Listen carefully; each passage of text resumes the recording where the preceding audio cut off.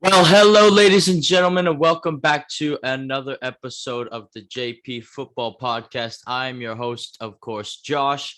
And today, as you can tell by the title, this is going to be the Everton versus Burnley match preview. I am very excited to talk about it a bit, and I'm just excited for Premier League football to be back in action in general. Palace played at 4:30 in the morning today. This is all American time, obviously, because they're in England, and then the rest of the Premier League squads and teams played their games as well. Ronaldo scoring 2 goals for United after returning for them against Newcastle. What a start to Premier League life he's having back already, proving why he's still one of the best in the world and will always be a top 5 player of all time, no doubt. So there's that going on. But Everton, the game against Burnley, it's Monday, September 13th, 12 o'clock p.m. our time, which means in England that's, I believe, 8 o'clock p.m. at night. So night game, but it's gonna be at Goodison Park, under the lights. It's gonna be a home game Monday night. Again, for English fans, for us, it's just gonna be noon, very early in the afternoon game, which is fine because that's going to be fun to watch as well. You can get some decent sleep in. You don't have to wake up at 7 or 4:30 to watch an Everton game, which is always fun. So there's that going on. But yeah, so Burnley, right? They are a tough side to break down. Let's just get into the thick of it. Burnley, their manager Sean Dyche, he's got them pretty organized. He's been there for 9-10 years at this point. He's the perfect Burnley manager, to be quite honest. And he's going to have them organized. I assume Burnley are going to play in their 4-4-2 formation. And Burnley's got some players that will cause us problems. Nick Pope is not a bad goalkeeper. He backs up Jordan Pickford as England's number 2. So we got both English goalkeepers kind of going head to head at it. Nick Pope being number 2, I rate him ahead of Sam Johnston, to be honest. So there's that. And then, Ben Mee on his day can be all right. Tarkowski can be good on his day as well. And, Burnley have also got that new guy, he's from the Ivory Coast, Maxwell Cornet. Maxwell Cornet, I don't think he's going to start against Everton, but I do believe he'll make a substitute appearance. And if anyone knows anything about making your debut against a team, there's not a better team to do it than against Everton. Honestly, if Maxwell Cornet comes on as a sub, I think he's going to score. I'm just going to be honest. It's going to be his debut day for his new club against Everton. I think he's going to score, so hopefully he doesn't play. I just think he's going to score. My confidence going into that, not that high. But regardless of that, Burnley also got Ashley Barnes, Chris Wood, Dwight McNeil. I think Dwight McNeil is going to be the biggest threat to Everton. He scored an absolute world beater last time against Goodison Park, where Burnley actually beat us 2-1 in our own home. And I know I was salty after that game, and so were a lot of Evertonian fans. We felt we should have won it. And, going into this game Monday, we need to win this game. I don't care that it's this early on in the season. This is a game that is a must win for us. And, we're going to have opportunities. We're going to have chances. Yes, Burnley are going to be parking the bus for a lot of the game, but them parking the bus willingly let us attack them. That this is what it's going to be all about. This is where our players are going to have a real test to show their true quality and their true creativity in the attacking third of the pitch, because Burnley will sit back. They are going to defend. They're probably going to try to hit us on the counter attack. And so it's up to us to maintain possession, hold on to the ball. Don't force any stupid, silly passes that don't need to be forced. Just play it back. Just play it back, because Burnley are going to allow us to play it back. So just reset, be patient, and play it back, because our chances will come. We will have chances come our way, and we should get at least 2 goals out of this game. I honestly believe that. We should get at least 2 goals out of this game, in my opinion. So, there's that to go on it. But, Dwight McNeil is going to be one to look out for. Aaron Lennon, that's right. Aaron Lennon is also a Burnley player, former Everton and Spurs player. So I think Aaron Lennon, if he plays, I actually think he's going to be one to watch out for as well, because Aaron Lennon can still, every now and then on his day, he can still produce something special. So, watch out for Aaron Lennon. But Dwight McNeil is definitely the main person we have to watch out for in this Burnley side. But yeah, Everton, I just, going into this, I'm expecting a 1-0, 2-0 win. That would be nice. Win it comfortably. If Maxwell Cornet starts or comes on as a sub in his debut, all right, 2-1 then. Win 2-1 then if he comes on, because I think he's gonna score if he comes on and make his debut. Calling it right now. But that's that.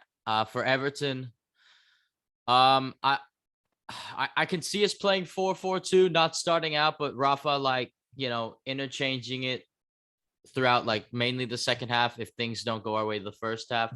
But I can see more of a 4-2-3-1, potential 4-3-3 starting off the game. Richarlison should be able to, because he wasn't one of the players who went to Brazil for the internationals, so we got a nice pass on that, which is always really cool.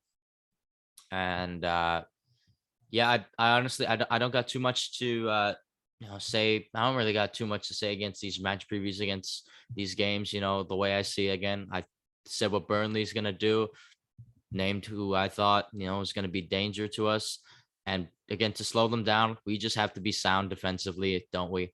We just have to be on top of it, because we should be beating teams like Burnley. Let's be honest. As hard as it's going to be to break them down, we should be beating teams like Burnley. We should be taking the full 3 points, and we should be keeping clean sheets as well. So again, 1-0, 2-0 win for me, unless Cornet comes on, then 2-1. So yeah, that's going to be my score prediction. As for the starting lineups for Everton, going into this game against Burnley, Jordan Pickford back in goal. And by the way, let me just say, it's felt like a long time since Everton have played a football match, which isn't that true. It's only been like a few weeks, but because of the international break, it's felt longer. But now our game is right around the corner. And again, I'm really, really excited for this game. Very, very excited for it. Can't wait to see what we can produce. But yeah, Jordan Pickford in goal for me. No doubt. Begovic isn't getting over him. Lonergan is not getting anywhere near him. So Jordan Pickford in goal. I think Rafa's going to play a back four. So the back four, Lucas Dean at the left back. The 2 center backs, right? I'm hoping it's Ben Godfrey, Yerry Mina. Please be Ben Godfrey and Yerry Mina. Ben Godfrey and Yerry Mina. Let's cross our fingers and hope for that. They should be fit. They should be healthy, ready to go. I'm going to go for them too. At right back, John Joe Kenny. Not happy with it. I'm sure a lot of Evertonians aren't happy with it as well. But you know what? He's our backup right back, because we couldn't do jack in the transfer window when it came to it. So John Joe Kenny, he should do fine against Burnley. Should do fine. He should. Keyword should.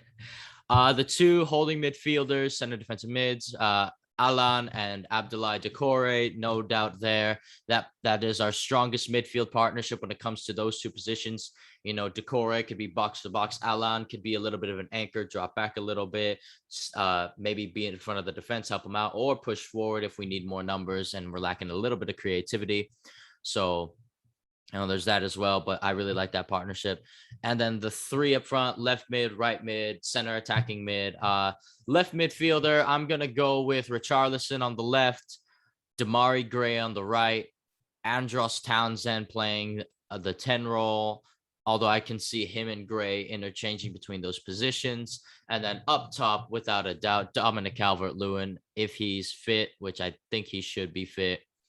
I know he picked up that knock and had to pull out of the England squad, but hopefully he's back and ready to go. He scored a header against Burnley last time at Goodison that got us back in the game, and hopefully he can get one this time that will give us the lead and potentially, hopefully, the win. So that's who I think Rafa will pick as the starting lineup. I could very well see Iwobi starting over Townsend, though. I don't think he'll get in over Gray, but over Townsend, I could see it. I just hope Townsend starts, though, and not Alex Iwobi, because even though Iwobi's been good recently, he's he still hasn't proven to me why he should be starting over the likes of, potentially Townsend and whatnot.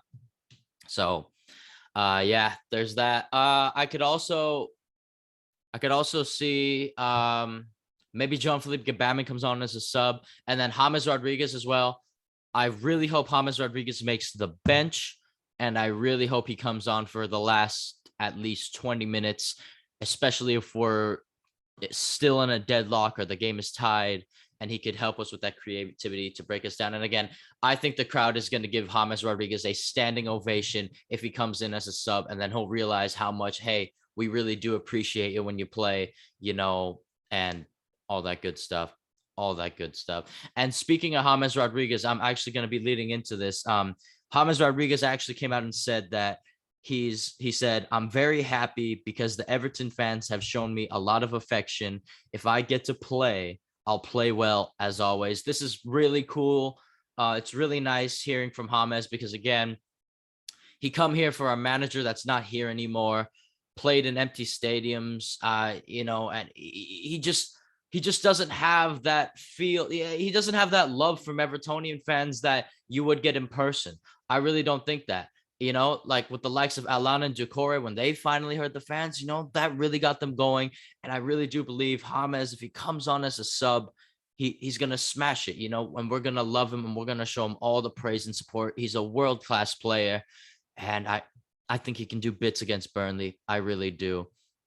I really do. And to cap this video off, one last Everton rumor just to throw in there. Apparently, according to ESPN here, Everton are planning on reviving their interest in Ainsley Maitland-Niles this coming January. Everton will apparently pursue a permanent deal. I don't really see too much in this. I think Arsenal are still going to be holding on to him because I do think they're not going to have as great of a season as us. So they're still going to be holding on to him. I think that's just paper talk. I don't see anything of it, but who knows? We got to wait until January comes around. But yeah, again, that's my match preview against Burnley. Hopefully we can go to Goodison, get the 3 points, and just keep the new season rolling and rolling and rolling, getting better and better results, climbing that table higher. Because again, if we're challenging for Europe, these are the types of games we're going to have to win. Simple as that. Anyway, ladies and gentlemen, thank you for watching this video. Please leave a like. It only takes a second. And please subscribe as well if you haven't already. Turn on your bell notifications so you don't miss a video. And leave in the comments below who you think's going to win, what you think about Everton, or any other club. Again, any other club. If you want me to talk about a big club around Europe, a certain player, your favorite player, leave it in the comments below and I will address it and talk about it and speak my thoughts in the next video. Other than that, ladies and gentlemen, thank you again for joining me on the JP Football Podcast. Please keep spreading the word about the channel. It really means a whole lot to me. And until next time, ladies and gentlemen.